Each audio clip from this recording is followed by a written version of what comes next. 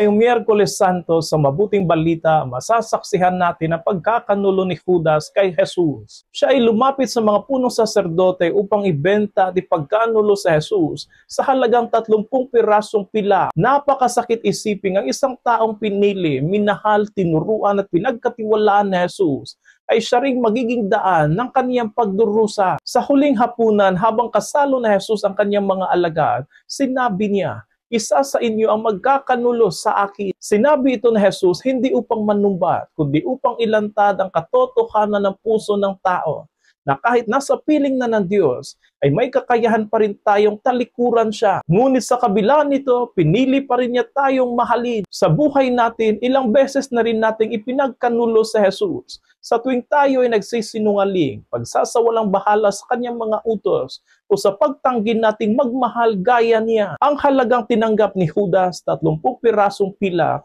ay walang halaga kumpara sa buhay ni Jesus. Ngunit sa halip na harapin ang katotohanan ng kanyang pagkakamali, pinili ni Judas ang desperasyon kaysa sa pagsisisi. Kaya't naway hindi tayo matulad sa kanya. Kung tayo man ay nadapa, bumalik tayo. Kung tayo man ay nagtaksil, magsisi tayo, sapagkat ang puso ni Jesus ay laging bukas sa mga taong tunay na nagsisisi.